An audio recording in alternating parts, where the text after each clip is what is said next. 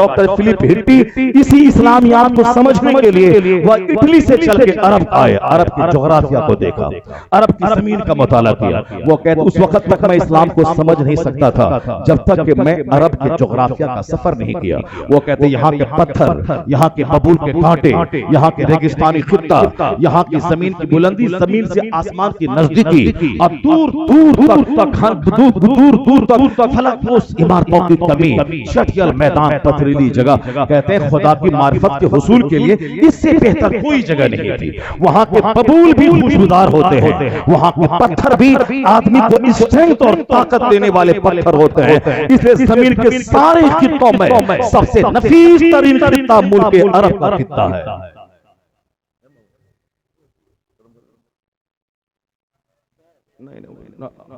चलिए अल्लाह ताला हम सबों को नेक बनने की तौफीक अता फरमाए। अल्लाह ताला इस मुक़द्दस महफिल को कबूल फरमाए। अब जब बात ही समझ में नहीं आ रही है और कोई रिस्पॉन्स ही नहीं मिल रहा है और आप लोग भी बैठ के बातचीत कर रहे हैं, तो क्या बिला वजह एनर्जी लॉस करने से क्या फायदा है। मैं आखिर पॉइंट ये समझाना चाहता था, खुशफहमी की दुनिया में मुब्तला मत रहिए कि मदरसे में चाहे पढ़ें लिखें और चाहे वो कपड़ा लत्ता खाना पीना बिरयानी करें और जबरदस्त मुदर्रिस बन जाएं, ऐसा नहीं होता है। झोला छाप मौलवी तो बनना आसान है, मगर बुखारी पढ़ाने वाला मौलवी बनना मुश्किल है। झोला छाप डॉक्टर बनना आसान है, मगर MBBS डिग्री धारी तजर्बाकार डॉक्टर बनना मुश्किल है। यहाँ नहीं होता है जिसको हम लोग पकड़े हुए एक झंडा कि 12वीं का झंडा मेरा सदा ऊंचा रहेगा, नहीं होता है। ये नमाज पढ़नी पड़ती है, झंडा उठाना पड़ता है, तब दोनों मिल के आदमी के दर्जात बुलंद करता है। ये दुनिया का सिस्टम है। आला हजरत लिखा है ज़कात का 1 रुपया अगर फर्ज है, उसको नहीं निकाल के कोई 1 करोड़ की मस्जिद तामीर कर दे, तो 1 करोड़ की मस्जिद तामीर करना ये नफल इबादत है और कोई नफल कबूल नहीं होता जब तक ये फर्ज ना अदा करे। ज़कात का 100 रुपया फर्ज है, इसके निकाले बगैर कोई 1 करोड़ की मस्जिद तामीर कर दे, वो नेकी कबूल नहीं होगी, लटकी भी रहेगी जब तक ये फर्ज ना अदा हो। नमाज़े पंजगाना पढ़ना फर्ज आजम है। कोई चाहे शबे बारात में चाहे शबे कदर में 1 लाख रकअत नमाज़े नफल पढ़ ले, नहीं होगी वो नमाज कबूल जब तक के फजर जोहर असर मगरिब इशा ना पढ़े, क्योंकि ये फर्ज है। और वो 1-1 लाख रकअत नमाज़े नफल पढ़ना, तहज्जुद, इशराक, शास्ट, अव्वाबी, वो नफल है। कोई नफल कबूल नहीं होता जब तक ये फर्ज ना अदा करे। अपना हज करना फर्ज है। 1 लाख आदमी को हज करवा दे हर साल कोई, वो नफल है। 1 लाख आदमी को हज करवाया, अपना नहीं किया तो क्या हुआ। ये गलतफहमी नहीं चलती है। वहाँ जो शरीयत है, कुरान और हदीस, जो मुस्तफा ने कहा है, वो यही है कि फर्ज फर्ज है, नफल नफल है। अपना हज करना फर्ज है, 50 को हज करवा ये नफल है। और कोई नफल कबूल नहीं होता जब तक ये फर्ज ना अदा करे। इस माना कर 1 करोड़ आदमी को इफ्तार करवाना, रोजा खुलवाना, ये नफल है। अपना रोजा रखना फर्ज है।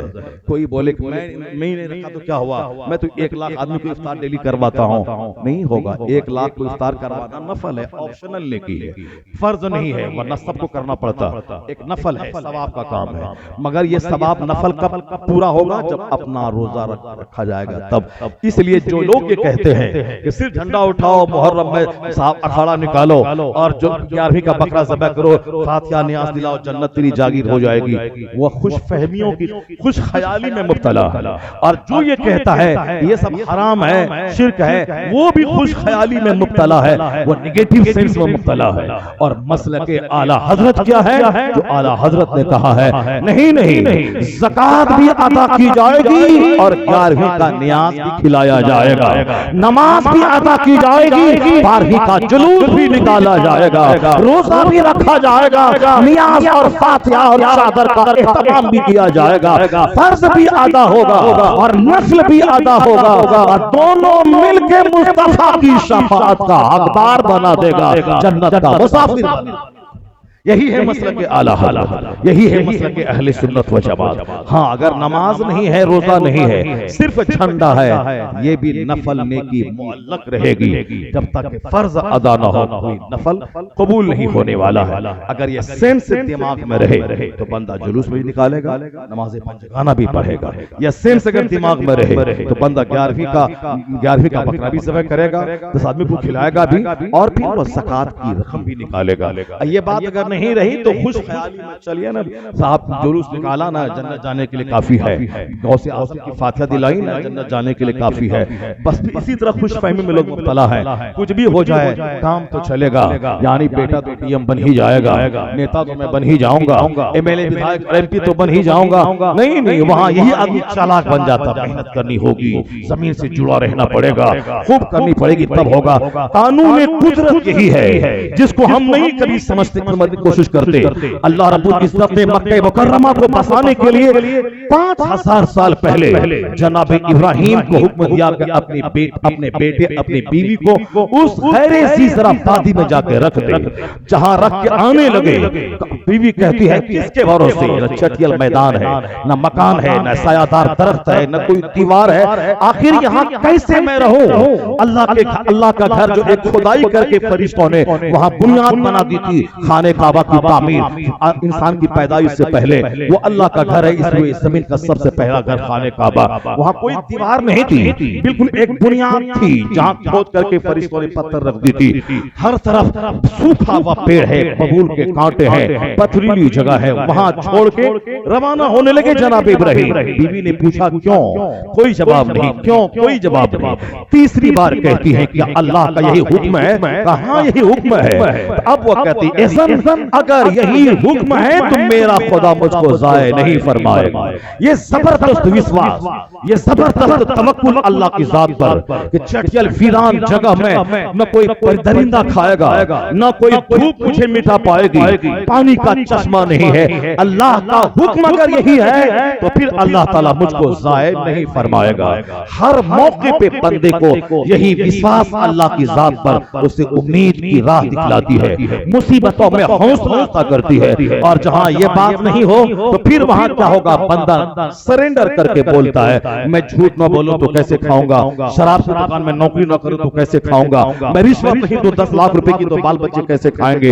उनको समझना चाहिए कि मेरे अलावा करोड़ों लोग जिनको नौकरी नहीं है, उनके बाल बच्चे कैसे आराम से खाते पीते हैं, कैसे उनकी बेटी की शादी होती है। ये समझ लिया है कि मैं 10 लाख रुपए देके नौकरी नहीं करूं तो मैं सड़क पे आ जाऊंगा।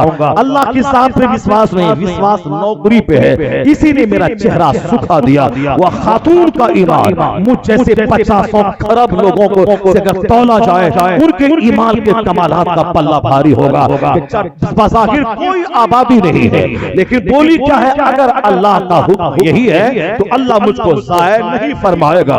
क्या हुआ, 4-5 दिन के बाद सब पानी खत्म। अब पानी की तलाश में एक खातून है चटियल मैदान वहशतज़दा माहौल में यहाँ वहां घूम रही है। अल्लाह ने मेहनत देखी, इधर उधर उनका इस पहाड़ पे उनका गर्दिश करना देखा। क्या क्या कयामत तक कहीं भी आबादी बस नहीं सकती है जब तक कि वहां पानी का इंतजाम न हो। वहां परिंदा नहीं होता जहां पानी न हो, वहां आदमी नहीं होता जहां पानी न हो। बसने के लिए आबादी के पानी जरूरी है।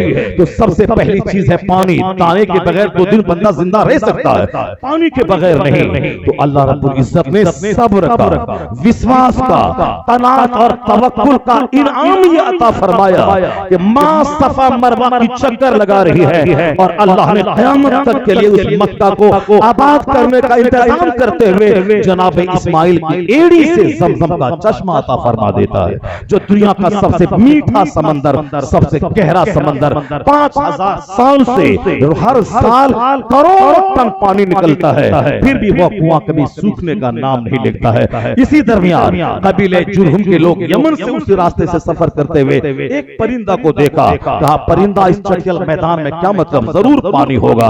तलाश करते हुए आया, ज़मज़म का मीठा पानी जब देखा कहने लगे कि हमें यहाँ बसने की इजाजत दीजिए। जनाब हाजरा ने कहा इजाजत तो मैं दे दूंगी, मगर पानी पे कंट्रोल मेरा ही रहेगा, इस पर मिल्कियत मेरी रहेगी। कहा यह शर्त मंजूर है। कबीले जुरहुम के लोग बसने लगे, तंबू गाड़ा, खूंटा गाड़ा रहने लगे। 2 घर, 10 घर, 20 घर, 25 घर, आबाद हुआ शहर। फिर जनाब इस्माइल इस्लाम जवान हो गए। उसी कबीले जुरहुम की बेटी से अक़द हुआ।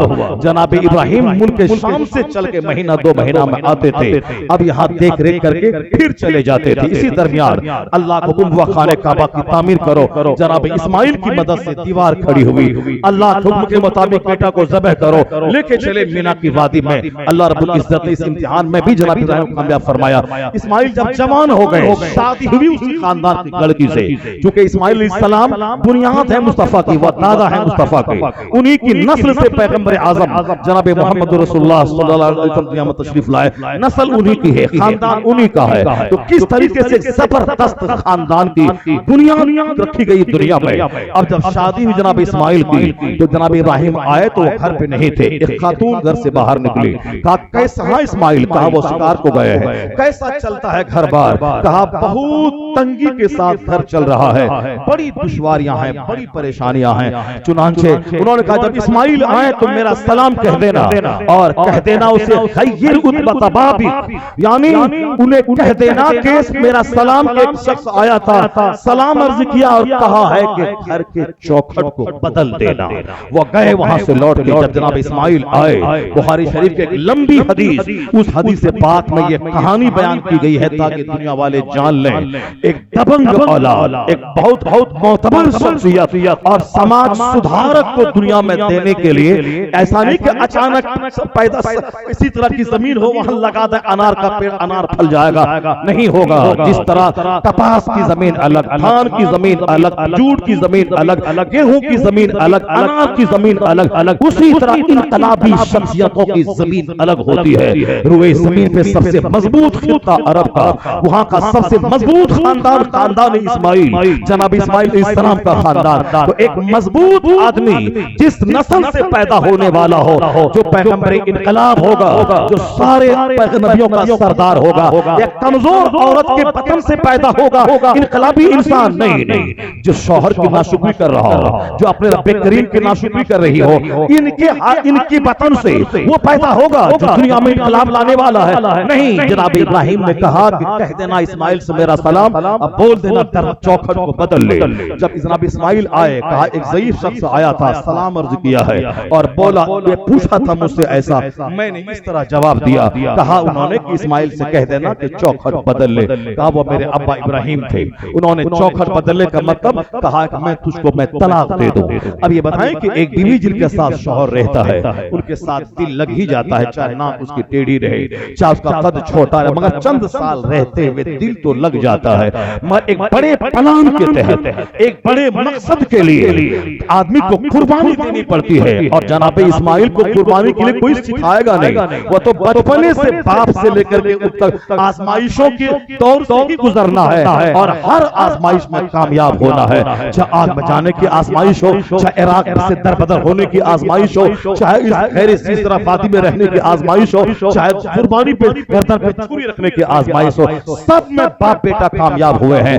न चाहते हुए भी उस बीवी को तलाक दिया, क्योंकि बाप का हुक्म था इस औरत को बदल दे, तलाक दे दिया। तलाक देना एक रास्ता है कि आने वाले मुस्तकबिल के लिए अगर जरूरत पड़े तो तलाक दे दे। किसके लिए? फूफड़ औरत, नाशुक्रगुजार औरत, बदचलन औरत। यहाँ तो इनके साथ एडजस्टमेंट होता है, और सामान नहीं दिया, पैसा नहीं दिया, दूसरे मामले में तलाक होती है। नहीं, दीनदारी को मलहूज़ खातिर रखा जाए। आखिरी पॉइंट यही है, अगर दीनदारी नहीं है किसी भी तरह से और बिस्तर दूसरों के लिए पेश करे, फिर वहां नामर्द बन के न रहे, तलाक दे के अपनी जिंदगी को आग में जलने से बचाए। यही एक रास्ता है, और जो करोड़ों में एक तलाक वाक़ई होगी। यहाँ कदम कदम पे तलाक इसलिए है क्योंकि दीनदारी मलहूज़ खातिर नहीं है, दुनिया मलहूज़ खातिर है, इसलिए थोड़ा सा मजाज के खिलाफ हुआ, तलाक हुई। जो औरतों को मैंने जलील किया, प्रताड़ित किया, तलाक दे देकर मोदी का डंडा, 3 तलाक दे, सीधे जेल में जाओ। ये इसीलिए है हमने औरतों का इस्तेहसाल किया है। एक औरत आई है बाप माँ सबका घर छोड़कर, मैंने भी गाली दिया है, मेरी माँ ने भी गाली दी है, मेरे भाई ने भी गाली दिया है, मेरी बहन ने भी गाली दिया है। लगता है कि जैसे कोई एक बेसहारा बेकस मेरे घर में आ गई हो, घर के सारे लोग मिलके उसको प्रताड़ित करते हैं। माँ ने शिकायत की, बेटा डंडा उठा लिया, भाई ने कुछ किया, ये शौहर डंडा उठा लिया। ये माँ बाप भाई बहन अपना वतन छोड़ना कितनी बड़ी कुर्बानी होती है। जो कुर्बानी छोड़ करके कुर्बानी करके वो औरत आती है, उनको माँ का प्यार, बाप का प्यार, शौहर का प्यार, साथी का प्यार, भाई का प्यार, बहन का प्यार, सारी फैमिली को देना चाहिए। नहीं, सारी फैमिली आंख गाड़ के रखती है। घर के 10 लोग खाते हैं, कोई बात नहीं है, वो औरत अब आके खाना खा ली, अब उनके खाने पे नजर है, उनके कपड़े पे नजर है। मैंने बहुत जुल्म किया है, हुजूर के सारे फरमान को ताक पे रखा है। ऐसे ही इसका पार्लियामेंट में दिल का डंडा नहीं चला है, लोगों ने मामूली सी मामूली बात पे तलाक दी है और तो मारा पीटा है। इसलिए जेल में 3 साल सड़ने का बिल उन काफिरों के हाथ से पास हुआ है, ताकि कम से कम डर तो हो कि जेल में जाएंगे हम 3 तलाक दे दी। वरना शराब के नशे में दिया है तो गुस्से में दिया है। शराब के नशे में अपनी भाभी को तलाक क्यों नहीं दिया? शराब के नशे में दूसरों की बीवी को तलाक क्यों नहीं दिया? नहीं, वहां पहचानता था ये मेरी बीवी है। जब पहचान बाकी है मेरी बीवी है तो फिर तलाक तो हो ही जाएगी। अगर पहचान शराब के नशे में पहचान खत्म हो गई, वह दूसरे की बीवी को तलाक जाके दे दे, दूसरे के घर में जाके देते नहीं, वहां क्यों देगा? वो तो 2-4 पूछा मारेगा उसको। ये तो अपनी बीवी को पहचानता, जब पहचान बाकी है तो फिर नशा हो या गुस्सा हो, तलाक तो वाकई हो ही जाएगी। ये औरतों को हमने ऐसा प्रताड़ित, एक पॉइंट था दीनदार न होने का, बिस्तर को गैरों के सामने पेश करने का। उस पॉइंट में करोड़ों में से कोई तलाक नहीं देता। और तलाक सिर्फ सामान नहीं लाई, पैसा नहीं लाया, कार नहीं लाई या खूबसूरत नहीं है, तो पहले तुमने क्यों नहीं देखा खूबसूरत नहीं है, अब उसको क्यों प्रताड़ित कर रहा है? उन्हीं के साथ रहना भी है, उन्हीं के साथ अपने दिल को सुकून भी देना है और फिर डंडा चलाना। हुजूर ने कहा खबरदार जानवर की तरह अपनी बीवी को मत मारना। वो टेढ़ी पसली से पैदा हुई है, उसी हालत में छोड़ देना। सीधा करना चाहोगे टूट जाएगी, टूटना तलाक है, सारा घर उजड़ जाएगा। वह कैंची की तरह जबान चलाती है, अगर नहीं चलाए तो तेरे सारे बच्चे गूंगे पैदा हो जाएंगे। तुम तो पैदा करके छोड़ा और बाहर दिन में कमाने गया, रात में सोया, सुबह होगी तुम बाहर ऑफिस गया। इन बच्चों को बोलना कौन सिखाती है? वही औरत है जो कैंची की तरह जबान चलाती है। वह एक दिन का बच्चा है, उससे वो बातें करती है, बात कर करके उसके लाशऊर में अल्फाज और जुमले का भंडार जमा करती है। और जब बच्चा 1.5 साल के बाद बोलने के काबिल होता है तो जो माँ ने स्टोर में अल्फाज और जुमले और सेंटेंसेस दिए हैं उसी को बच्चा अपनी जबान से निकालने लगता है। माँ अच्छी जबान की मलका हो तो बेटा भी अच्छी जबान इस्तेमाल करता है। माँ की जबान अगर फूहड़ हो, बेटी की जबान भी फूहड़ हो जाती है। माँ की जबान शहरी हो तो बेटी की जबान शहरी होती है। माँ की जबान अगर गंवारपन हो, गाँव देहात वाली, तो बेटा भी यही बोलने लगता है। क्योंकि माँ बात करती है पहले ही दिन से औलाद से, अगर वह कम सुखान हो तो बच्चा गूंगा हो जाए, इसलिए ज्यादा बोलती है। जो तेरे बच्चे को बोलना सिखाती है तुमको सब्र तो करना पड़ेगा। जो तेरे बच्चे को नर्स की तरह पालती है सब्र तो करना पड़ेगा। जो तेरे सर में तेल लगाती है सब्र तो करना पड़ेगा। आए दस्तरखान बिछा तरह तरह के आइटम खाए, तुमने देखा कि आग के पास रह करके कैसे खाना तैयार होता है। तुमको तो सहना पड़ेगा। जो काम की चीज है, जो तुझको सुकून दे, तेरे पेट को सुकून दे, तेरे बच्चों को सुकून दे, तेरे घर को जन्नत बना कर रखे, तेरे कपड़ों को साफ करे, उसके लिए तो एक कान बंद करना पड़ेगा, आंख नजरअंदाज करने की पॉलिसी अख्तियार करनी पड़ेगी। इसीलिए हुजूर ने कहा था अगर एक बात उसकी बुरी लगे तो अच्छी बात को सामने रखकर उनकी बुरी बात पर्दा डाल देना। बड़े काम की चीज है ये, उसको उसी हालत में छोड़ दे। टेढ़ा रोना इनकी खसलत है, टेढ़ा छोड़ दे, टेढ़ी रहेगी बहुत फायदे की चीज होगी। मारना मत, जरूरत पर मारने की नौबत आए तो चेहरे पे मत मारना और गाली गलौज मत देना। अलग करना पड़े तो बाहर कहीं मत भेज देना, अपने घर के अंदर ही बिस्तर अलग कर लेना। बिस्तर अलग करना ये 50 डंडा से ज्यादा भारी मुसीबत उस पर है। 50 डंडे की मार सह लेगी पर बिस्तर अलग करने नहीं सह पाएगी। ये हिकमत से भरे हुए उसूल मुस्तफा ने घर को जन्नत बनाने का दिया था, पर हमने सारा उसूल ताक पे रखा, वो डंडा मार धाड़ शुरू किया। अब मोदी का डंडा सामने आ गया, 3 तलाक दिया तो सीधे 3 साल जेल में जाके सड़ो। इस शरीयत पर अमल जब तक बंदा करता है तब तक हर जन्नत का माहौल अता करता रहता है। जनाब इस्माइल ने तलाक दे दी, वो निकल गई। फिर दूसरी कबीले जुर्म के सरदार बेटी से शादी की और उसकी शादी हुई। जनाब इब्राहिम जब वापस फिर मुल्क शाम से आए, इत्तेफाक से उस बार भी जनाब इस्माइल घर में नहीं थे। कहा इस्माइल कहाँ का बाहर गए हैं, कहा कैसा गुजर बसर चलता है। बोलने लगी अल्लाह का शुक्र है, बहुत अच्छे दिन गुजर रहे हैं, हर हाल में अल्लाह का शुक्र है। जनाब इब्राहिम खुश हो गए। औरत की ये क्वालिटी है कि हर हाल में अल्लाह का शुक्र है, अल्लाह का शुक्र है। यही बात हर औरत को बोलनी चाहिए। जिस शौहर के घर में रहती है, जिस शौहर का खाना खाती है, जिस शौहर के कपड़े पहनती है, जिस शौहर की बुनियाद पर रानी बनी हुई है, उसी शौहर की गिबत करना, उसी की बुराई फोन करके अपनी माँ को बताना, उसी से सबसे ज्यादा लड़ना, ये औरत की सबसे बड़ी कमजोरी है। दूसरों से जंग कम है, शौहर से ही जंग ज्यादा है। उसी से मुंह फुलाई है, जबकि वो शौहर जो उसका मालिक व मुख्तार है उसको इतना प्यार देना चाहिए। दूसरों से जब बात हो माँ से बोले अल्हम्दुलिल्लाह, बड़ा अच्छा शौहर अल्लाह की तरफ से पाया, बहुत अच्छा अखलाक, बड़ी अच्छी पसंद है, कपड़ा लाए ईद में खरीद के, नहीं है दिल में पसंद फिर भी बोले बहुत अच्छा, अच्छी पसंद आपकी है, शानदार कलर आपने लाइक किया है। अगर तुमने तूने सिर्फ ये जबान खोल के शौहर की तारीफ की तो शौहर कर्जा ला के फिर तुम्हें 10 जोड़ा ला के पहनाएगा, क्योंकि वो शौहर सिर्फ ये चाहता है मेरी बीवी खुश तो हो जाए,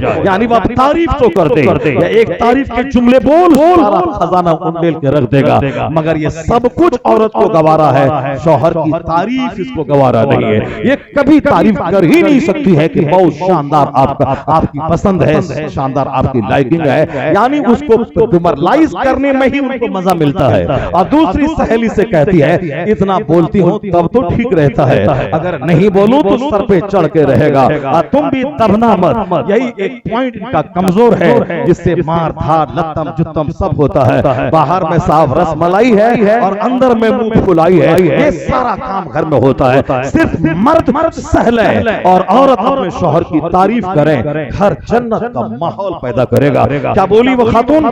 बहुत आराम से जिंदगी के दिन गुजर रहे हैं, हर हाल में अल्लाह का शुक्र है। जनाब इब्राहिम ने कहा इस्माइल आ जाए तो मेरा सलाम कह देना, और कह देना सब्बित उतबताबी, वो अपने दरवाजे की चौखट को सलामत रखे, इसको बदले नहीं। जनाब इस्माइल आए बाहर से, कहा कि एक ज़ईफ शख्स आए थे, उन्होंने आपको सलाम भी कहा है और ये जुमला बोला है कि चौखट को बदलने के लिए मत बोलना। कहा तुमने क्या बोला?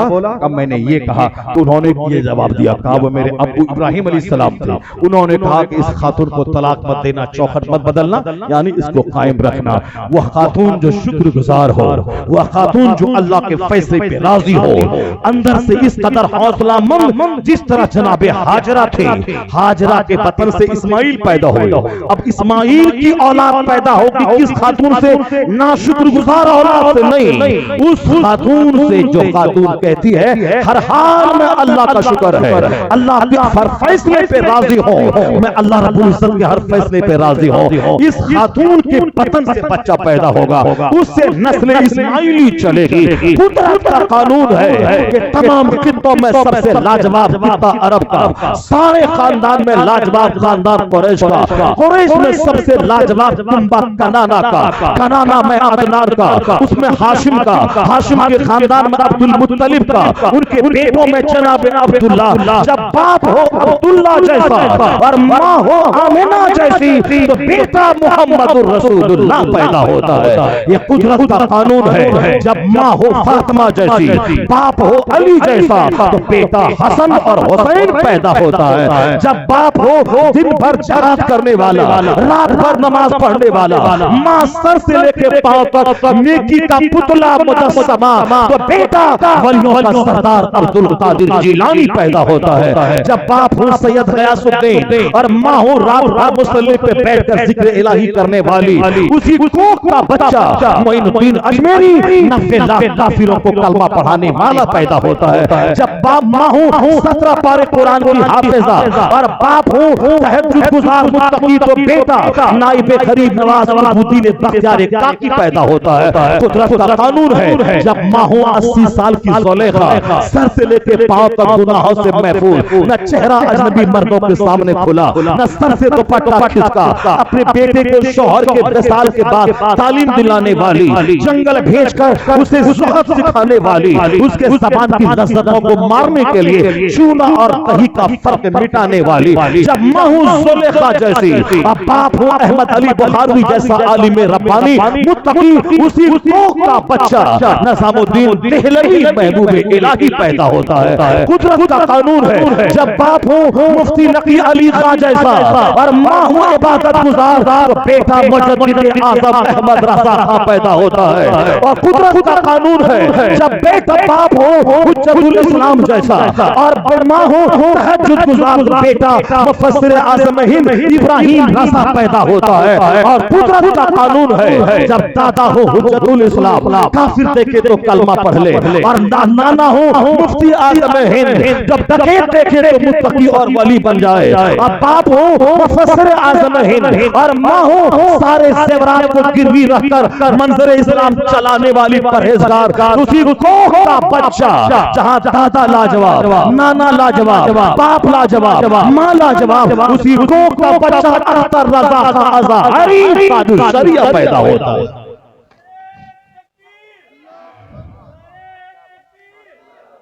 इसी पॉइंट को हमेशा दिमाग में रख लें, या बस यही एक पॉइंट दिमाग में लेके आप चले जाएं।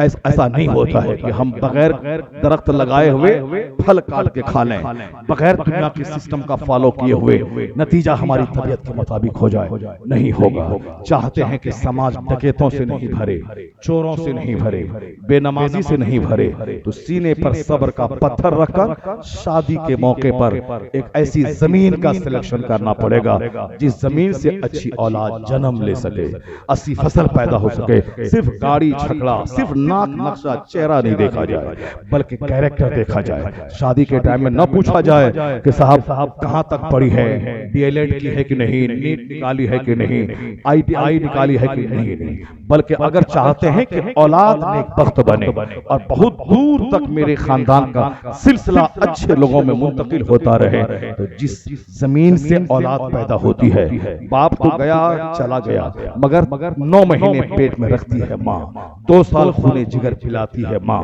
5 साल नर्स की तरह कपड़े धोती है माँ। इसीलिए उस माँ का जबरदस्त होना जरूरी है। जबरदस्त वो माँ है जो जितना ज्यादा ईमान जिसका स्ट्रॉन्ग हो, जबरदस्त माँ वो है जिसका अकीदा स्ट्रॉन्ग हो, जिसका किरदार स्ट्रॉन्ग हो, जो फिसली न हो, जिनका पांव फिसला न हो, जिनका चेहरा फिसला न हो, जिनके हाथ फिसले न हो। इस तरह की खोज कर 2 साल लगे, 1.5 साल लगे, साल भर लगे, गरीब घर में क्यों ना मिले, मगर जमीन का सिलेक्शन जबरदस्त होना चाहिए। हुजूर ने कहा है कि लोग चेहरा देखते हैं, लोग माल देखते हैं, लोग खानदान देखते हैं, मगर तुम चेहरा खानदान माल नहीं देखना, तुम अखलाक और किरदार देखना। फज़फर बिज़ाति दीन, मुस्तफा ने कहा तुम दीनदारी को तरजीह देना, अखलाक को तरजीह देना। इसलिए शादी ब्याह के मौके पर नाक नहीं ओके है, चेहरा देखा ओके है, गोरा रंग देखा ओके है, नहीं देखा कि उम्र कितनी है, 38 साल 40 साल, नहीं देखा कि 18 से लेकर 38 साल 20 साल शादी लेट हो रही है, या 20 साल का बैकग्राउंड कैसा है, नहीं देखा, आंख बंद कर लिया। माल मिला, स्विफ्ट डिजायर एर्टिगा और इनोवा कर लिया, बेटा मेरा डॉक्टर है, 25 लाख का ऑफर दिया, कर लिया, चाहे जैसी जमीन हो। बाद में चाहे आग लगे कि चाहे तलाक हो, जेल जाए, जो भी हो, अभी तो कम से कम एर्टिगा मिल जाए, इनोवा मिल जाए। नहीं नहीं, तमाम माल, तमाम साजो सामान को छोड़ दें, सिर्फ जमीन का सिलेक्शन करें। डीएलएड आईटीआई बाद में पहले पूछें दरूद ताज याद है कि नहीं, दुआए कुनूत याद है कि नहीं, नमाज के फराइज़ व वाजिबात याद है कि नहीं, साहब अब और दूर सरकार दो जहां की फजीलत उनको याद है कि नहीं, सरकार गौसे आज़म की सीरत याद है कि नहीं। उनसे सवाल मजहबी करें, जब वो जवाब दे दे, उनके माँ का बैकग्राउंड याद करें, पता चले बिल्कुल टंच है, घर में पर्दा है, देवर से अजनबी मर्दों से पर्दा है, अजनबी मर्द का आना जाना नहीं है, अल्हम्दुलिल्लाह हर एतबार से सेफ है, एक टाका न दे, आंख बंद करके निकाह कर ले। जब इस तरह की जमीन आएगी और आप भी अंदर से तौबा करके नेक बने, फिर क्या होगा, बीज भी जबरदस्त, जमीन भी जरखेज, तो बेटा बाल मूंड कर जोकर की तरह बाल रखने वाला लखेरा नहीं पैदा होगा, बल्कि जबरदस्त एमबीबीएस डॉक्टर भी बनेगा और जबरदस्त आशिक़े रसूल बनके मुस्तफा की सुन्नतों पे चलने वाला भी हो जाएगा। अल्लाह तबारक व तआला हमको और आपको सबों को सिर्फ झंडा उठाने नहीं, नबी की तालीमात पर अमल करने की तौफीक अता फरमाए। बताएं कि ये तकरीर अगर 10 बजे हो गई होती तो बहुत सारे बच्चे हमारे सुन लेते, लेकिन नहीं, बिला वजह साहब टाइम बर्बाद करना और रात के 12 बजे के बाद जब लोग नात सुनते सुनते थक जाएं, तब उसके बाद आकर के कुरान और हदीस सुन्नत की बातें सिखाना। लोग बिहार को बदनाम करते हैं, बिहार में तो साहब अब तक में 3 तकरीर हो गई होती, लेकिन अब यहाँ 1 तकरीर हो रही है, और वो भी उस वक्त हो रही जबकि आधी कुर्सियां खाली हो गई। नात सुनने के बाद बच्चा सब खुश हो जाता है, चलो मेरा जलसा कामयाब हो गया। कल भी वही हुआ तमाशा बिहार में, साहब दिया हमको रात के 1 बजे बैठाया और उससे पहले अपना 1 घंटे तक नात सुना, बच्चा मस्त हो गया, पैसा भी लुटाया, नजराने भी हमसे डबल दिया होगा, और उसके बाद साहब बच्चा खुश हो, मेरा जलसा कामयाब हो गया। जब नाथी सुनने का नाम जलसा है तो फिर जलसे का नाम जलसा क्यों रखता है, मुशायरे क्यों रख देता है। आजकल वो टाइम नहीं रहा कि मौलाना की शोहरत बड़ी है तो जिस टाइम में बैठाओगे लोग उनके नाम पे रह जाएंगे, कोई कोई मौलाना ऐसा नहीं कि किसी के नाम पे रह जाए। वो तो ताजुल शरिया थे जिनके नाम पे लोग 3 बजे सुबह तक जाग जाते थे। अब कोई मौलाना मतलब दम नहीं है कि उसके नाम पे कोई रुक जाए रात के 3 बजे तक। वो तो ताजुल शरिया थे कि गोवा जैसे छोटे से स्टेट में 5 साल पहले प्रोग्राम था, 3 लाख कमोबोश लोग कहां से आ गए। वहां का मुख्यमंत्री हैरान रह गया कि मेरे ही छोटे स्टेट में इंसान का सैलाब कहां से आ गया। कहा बस वही एक मर्द मुजाहिद था जिनके नाम पे 300 किलोमीटर दूर से चल के आगे 8 घंटे खड़ा रह के तकरीर नहीं, सिर्फ एक झलक देखना चाहते थे। देख रहे हैं उस आफताब महबूब को। आज से 4 साल पहले अहमदाबाद में साबरमती नदी के किनारे इंसान का जन सैलाब लोगों ने देखा था। कितने कितने दूर से चल के आए थे। बस ये ताजुल शरिया अपने साथ ही क्वालिटी लेके चले गए। अब क़यामत तक कोई मौलवी, शायद अल्लाह की कुदरत से बईद नहीं है, मगर बज़ाहिर हालात बताते हैं शायद उतनी मकबूलियत, उतनी इज्जत कि जिनके नाम पे 10 घंटे से लोग खड़े रहे, पेशानी की शिकन तक न हो। अभी तो 10 मिनट देरी हुई, भगाओ इस मौलाना को, दूसरे को बोला, उससे निकाह पढ़वाओ। बारात के आने में 4 घंटे लेट हुई, नाचते हुए लोग आए, पटाखा छोड़ते हुए आए। कुछ नहीं बोलना है, लड़का वाला है, कुछ नहीं बोलना है, लड़का वाला है। लड़का वाला से ज्यादा लड़की वाला कीमती होता है। बोलने दो कि लड़की नहीं देंगे, पसीना छूट जाएगा, सर टकरा टकरा के मर जाएगा, नाक छुपा के घर कैसे वो घर जाएगा लड़की के बगैर। इसलिए अपने कमजोर मत समझो। अगर हमको लड़के की जरूरत है तो लड़के वाले को लड़की की जरूरत है। 50-50 का मसला है। अगर लड़के वाले को लड़की की हाजत है तो लड़की को भी लड़के की हाजत है। 50-50 दोनों का मामला है। दब के नहीं रहना है, अलबत्ता मगरूर और घमंड नहीं, गलत बात नहीं सहना है। वो ताड़ी पी के, शराब पी के नाचता हुआ है, नहीं बारात को शादी हम नहीं दिलाएंगे, तुम नाचते आए हो, नबी की सुन्नत का कत्ल करते हुए आए हो, नहीं होगा। मैं ये कह रहा हूँ कि वो 5 घंटे बारात लेट आ जाए, कोई कुछ नहीं बोलता। मगर मौलाना साहब, अरे बारात आगे जल्दी निकाह पढ़ने चलिए, वो बेचारा बोले मैं बाथरूम से आता हूँ, वहां बारात भाग जाएगी। ये बाथरूम भी छोड़वा करके उनको बुलाना, अगर 5 मिनट लेट हो गई तो सीधे मस्जिद से निकाल देना। सारा गुस्सा इसी मौलाना पे निकाला। बेचारा है मौलाना, कोई बोलने वाला नहीं है। दूसरे के इंतजार 4 घंटे तक क्या कुछ नहीं हुआ, यहाँ 1 घंटा क्या 10 मिनट अधिक बर्दाश्त नहीं कर पाता है। नेता का भाषण आने शुरू होने में 1 घंटे की देरी हुई, कोई मलाल नहीं चेहरे पे। और जुमा के दिन थोड़ा सा खुतबा लंबा हो गया, मौलाना की खैरियत नहीं, नमाज के बाद सब मस्जिद को अखाड़ा बना देता है। रिक्शा चालक, फटीचर क्लास का आदमी, वो भी चिल्ला के बोलता है क्या कोई काम नहीं है दूसरों को, खाली तकरीर। तो लेट क्या, सुई देखिए 1 पर चली गई, ये तकरीर बंद नहीं होती। कोई आपको तो कोई काम नहीं, मस्जिद में रहना है, हम लोग को वहां कचहरी जाना है, खेत में जाना है। यानी हफ्ते में 1 दिन 5 मिनट सह नहीं सकते। और यही काम नेता अगर करे, यही काम बस स्टॉप पे रहे, इसी में ट्रेन अगर 5 घंटे लेट हो जाए, कुछ नहीं, मस्जिद में अखाड़ा बनाते थे। इसका मतलब है मौलवी को हमने बहुत कमजोर समझ लिया है। जिस दिन मौलवी भी अपने आप को दबंग बना दे, ये ITI इंजीनियर बन जाए, ये मास्टर बन जाए, ये MSc करे, ये मौलाना बने, मतलब मस्जिद से तनख्वाह नहीं ले और वह नौकरी करे गवर्नमेंट की स्कूल में, कंप्यूटर चलाए, आप कारोबार करे, तो फिर देख लीजिए ये मौलाना बोलेगा नहीं रहेंगे तुम्हारे, हम जा रहे हैं। नहीं हजरत, गलती हो गई हमसे, आप रहिए हमारी मस्जिद में रहिए। यानी ये मौलाना साहब का 5 चूमेंगे। अगर वो बगैर तनख्वाह लिए हुए 5 नमाजें पाबंदी से पढ़ाएं तो कहेंगे मौलाना साहब आए तो सारे लोग इस्तेकबाल करेंगे। यहाँ तो नजर रहती है टिफिन पे के खाना मैं खिलाता हूँ, तनख्वाह 100 रुपए चंदा दे के मैं देता हूँ, इसीलिए रिक्शा चालक भी भगाने की बात करता है। और जिस दिन मौलाना दबंग हो जाए, सर्विस भी करे और मस्जिद में 5 टाइम पाबंदी से नमाज भी पढ़ाए, फिर ये मौलाना जुमा के दिन ठठाई से बोले, हक बोले, शराबी की, ज़िनाकार की, सूदखोर की मजम्मत करे, कोई भगाने की बात नहीं करेगा। ये बोलेंगे और वो बातें दिल पे उतरती चली जाएगी। अल्लाह ताला हमको और आपको सबों को बेसब्री और घबराहट और जल्दबाजी से बचने की तौफीक अता फरमाए और जलसे को उजड़ने से बचाने की तौफीक अता फरमाए।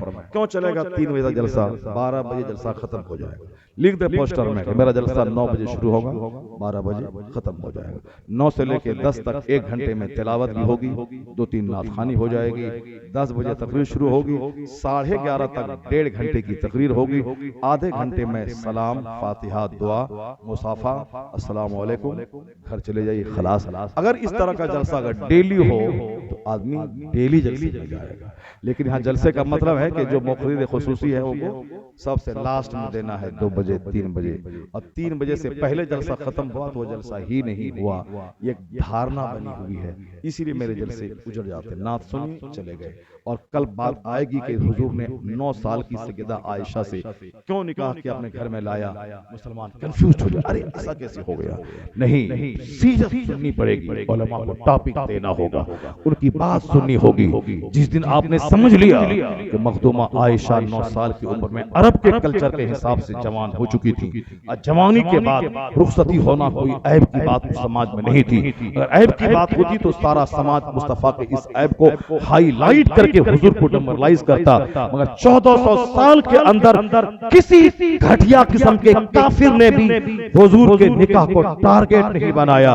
ये तो आज का घटिया बदतमीज कोई बंदर, कोई बंदरिया इस टॉपिक को उठा रहा है, वरना अरब के लोगों ने मजनू कहा मुस्तफा को, मगर रेप के बदमस्त जुमले को हुजूर की तरफ कभी मंसूब नहीं किया, क्योंकि वो जानते थे उस बदबख्त माहौल में हुजूर का बचपन कैसे लाजवाब, जवानी कैसे लाजवाब, और जिंदगी के आखिरी जाहिरी अय्याम कैसे लाजवाब। उन ज़ानियों शराबियों के बीच में आंख बहाया, जबान बहाया, हाथ अंग अंग तकवा में डूबा हुआ हुजूर ने कैरेक्टर का जो नमूना पेश किया। लोगों ने नबूवत के ऐलान के बाद मजनू तो कहा, मगर कैरेक्टर पे एक जुमला बोल नहीं सका, और जब बोला दुश्मन भी ही बोला। किरदार में लाजवाब थे मोहम्मद मुस्तफा।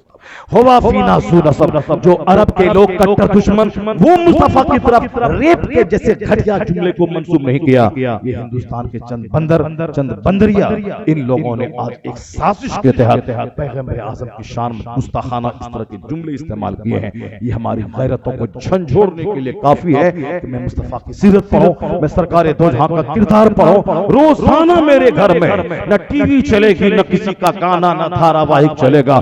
रोजाना 10 मिनट मुस्तफा की सीरत का चैप्टर होगा, ताकि जब सालिम कोई झूठ बोले तो वह झूठ का कोई असर मेरे बच्चों पे न पड़े, मेरा बच्चा न कंफ्यूजन का शिकार हो। इस कदर सरकार दो जहां की जिंदगी का एक एक चैप्टर पढ़ ले कि वह कंफ्यूजन करने की 1000 कोशिश करे, इनका इश्क बढ़ता जाए, इनकी मोहब्बत मुस्तफा से बढ़ती चली जाए।